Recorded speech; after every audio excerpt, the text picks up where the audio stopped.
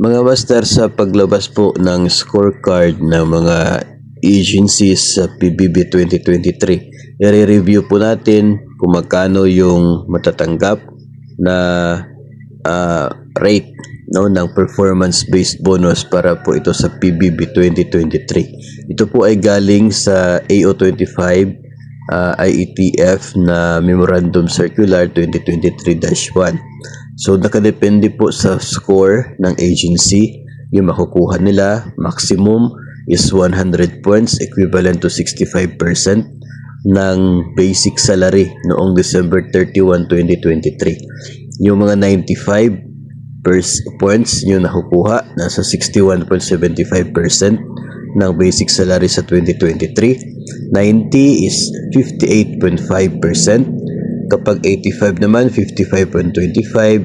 80 points, 52%.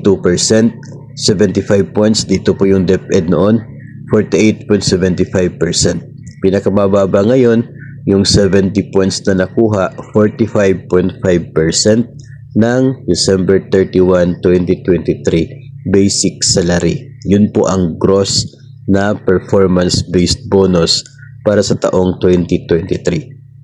So, yun ang laman ng rates ng performance-based bonus. Pareho rin naman po ito noong last year, no? Pareho lang naman po yung rate.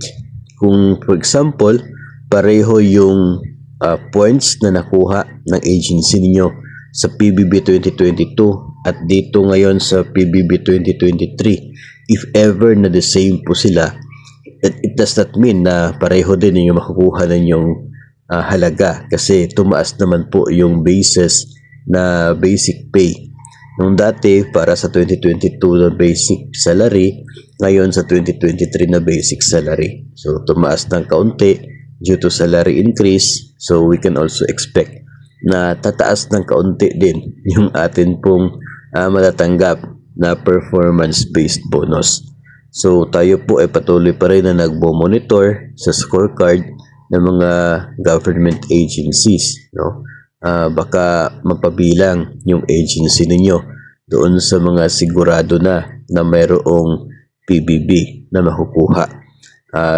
May natanggap tayong message na pinadalahan na sila ng PBB Secretariat ng sulat na eligible sila, no? Yun po ay sa BJMP. Kaya nung tinignan po natin yung scorecard, ay talagang nandoon na yung scorecard ng Bureau of Jail Management. So, the same is true with other agencies na may scorecard na rin, eligible na. So, hindi po nawawala yung possibility na nagpadala na ng sulat itong PBB Secretariat sa mga eligible at hindi eligible na agencies. So, for DepEd, hindi po natin alam kung may nakarating na ba sa DepEd, kung ano po yung nilalaman doon. Kaya doon tayo sa scorecard ng monitor. So far, sa ngayon, wala pa po tayo nakikita na 2023 scorecard for DepEd. Patuloy pa rin po nating titingnan yon. The same is true with the PNP.